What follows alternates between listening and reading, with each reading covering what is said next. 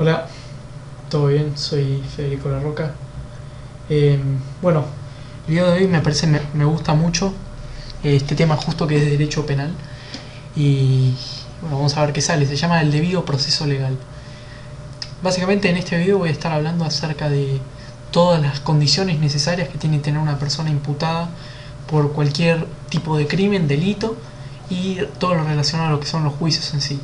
Antes que nada quería explicar por qué pongo esta miniatura. Tiene que ver con el caso de Stephen Avery y Brendan Dassey, que hay una serie en inglés que se llama una serie que la vi en inglés que está en Netflix que se llama Making a Murderer, que se las recomiendo mucho si les gusta derecho y también la parte de investigación y todo eso. Está muy bueno.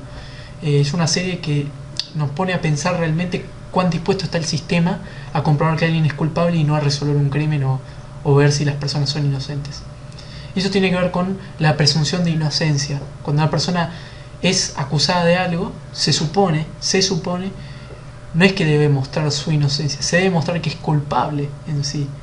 O sea, siempre se piensa que las personas son inocentes, pero se debe demostrar que son culpables, no que ellas mismas demuestren que sí son inocentes. Eso llaman presunción de inocencia. La otra parte, el acusador me tiene que demostrar a mí por qué hice esto, no yo me tengo que defender frente. El tema es que, bueno, después en la realidad siempre es una lucha entre él me dijo, él hizo, y pruebas específicas como pasa en la serie y se muestra. Es un caso real y muy triste, el caso de Teresa Halbach, un asesinato bastante feo. Pero bueno, yendo al caso, ¿qué pasa en Argentina? Existe una ausencia de arbitrariedad estatal siempre a la hora de formalizar cualquier tipo de juicios. Si no se cumple el debido proceso, se debe liberar a la persona automáticamente. Es decir, si no se consiguen todas las garantías de lo que llama garantías del imputado, si no se sigue todas esas cosas, se debe liberar a una persona. Las condiciones que voy a decir a continuación. Bueno, hay una cosa que se llama nula pena sine lege. No es posible condenar a una persona sin la existencia de una ley previa que sancione esa conducta determinada. Por ejemplo, la mera tenencia de estupefacientes no es un delito.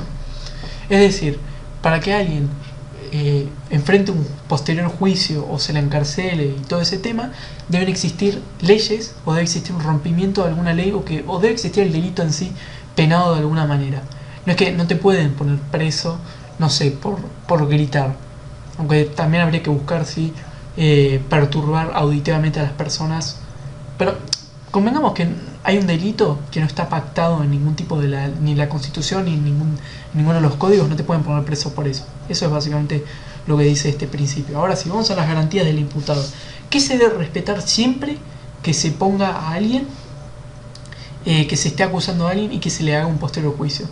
Primero debe haber un juez natural e imparcial. No pueden ser armados ad hoc.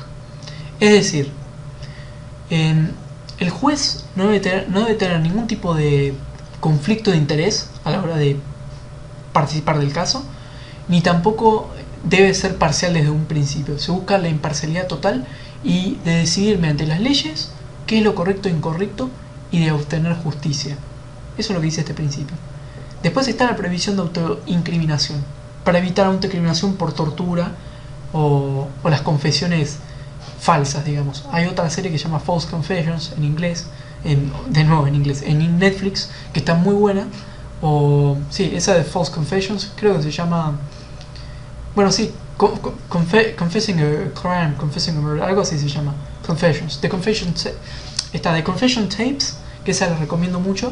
Y también había algo de False Confessions, creo que se llama justo la misma serie. Es una serie donde se analizan confesiones sobre crímenes. La mayoría son falsas, según las personas que participaron, y otras no. Pero suele ser de que la policía tiene una manera muy específica de actuar en Estados Unidos y en Canadá, por ejemplo, también se toma, en Inglaterra, de actuar con personas que son presuntamente criminales. Tiene una manera muy específica de sacar información. El método BIG, por ejemplo, que se menciona en un caso de Burns. Pero bueno, eso no va al caso. A lo que voy de que se busca evitar ese tipo de confesiones falsas por tortura, por rondas de interrogación larguísimas. Todo ese tipo de cosas se procuran evitar en nuestro sistema. Después está la garantía de defensa en juicio. En caso de que no se pueda pagar, el Estado le asigna, bueno, un defensor a la persona acusada, un defensor público. Hay un montón de casos la mayoría suele ser así, que una persona acusada no puede pagar un abogado del requerido nivel, entonces el Estado le asigna uno. Después está la obtención de la prueba por medios legítimos, es muy parecido a las confesiones, se busca obtener la verdad de manera totalmente legítima, sin tortura, sin cosas ilegales, y no existe esto de ganar a cualquier coste. El tema es que en la práctica hay muchos casos donde no se cumple y el proceso a veces sufre corrupciones y cosas inexplicables en cualquier sistema normal, pero bueno, acá por lo menos en Argentina, en Estados Unidos también pasa bastante de que a veces no se investiga como se debe investigar y todo eso, pero volvemos a mi concepto que me encanta decir: ¿quién tiene superioridad moral para decir cómo se tienen que hacer las cosas? Nadie. Derecho a apelar las sentencias en los tribunales orales, en la Cámara de Casación, de Citación y luego la Corte Suprema. Siempre hay un derecho a apelar cualquier tipo de decisión. Eso pasa en todos los sistemas, pero en el sistema penal argentino específicamente está totalmente regulada esa parte, está muy bien, que siempre se pueda apelar. El tema es que eso también contrae unos costes adicionales, tarda mucho tiempo también dependiendo de la Cámara. Después está lo que es la inviolabilidad del domicilio, orden judicial para allanar. Sí, el artículo 117 de la Constitución Nacional, y en el 18 se refuerza la inviolabilidad de la propiedad. Lo mismo, siempre que tienen que buscar, parecido al tema ese de obtención de la prueba por medios legítimos, siempre que tienen que allanar una casa, debe haber una orden de allanamiento. Importantísimo. Regulado en el artículo 17 y en el 18 se refuerza la inviolabilidad de la propiedad. Eso ya también habíamos visto antes de la propiedad privada. Después está la duración razonable del proceso, concepto muy vago, la verdad, porque es prácticamente imposible definir qué es un plazo razonable porque hay una infinidad de casos y cada uno es muy específico. Después está lo que se llama nebis in idem, que no se puede volver a juzgar por un juicio que ya, por ejemplo, te sobreseyeron o tuviste una absolución anterior. Entonces, si se te juzga por un juicio, por un crimen, no se te puede volver a juzgar por el mismo delito. Básicamente dice eso.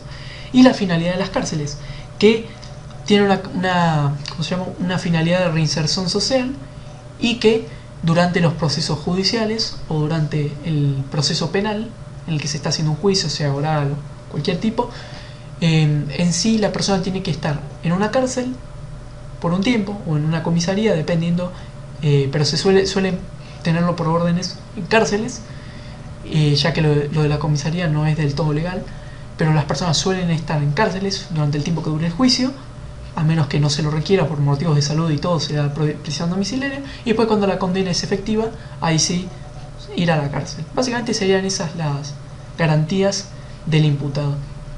Seguramente si les preguntan algo sobre este tema, van a presentarles un caso y decirles cuáles serían las garantías del imputado que se están violando, o si fuesen la defensa, cómo defenderían y qué dirían sobre el caso en su justa medida. Bueno, en definitiva, les recomiendo ver esas dos series que dije de Confession Tapes y Making a Murderer. En especial la segunda me gustó muchísimo, muy buena serie y muy interesante. Por más que sea bastante parcial la serie, está muy buena y la recomiendo muchísimo porque desnuda las fallas graves que hay en nuestros sistemas, el sistema federal. Muchas gracias por todo y nos vemos en 7 videos. Hasta luego.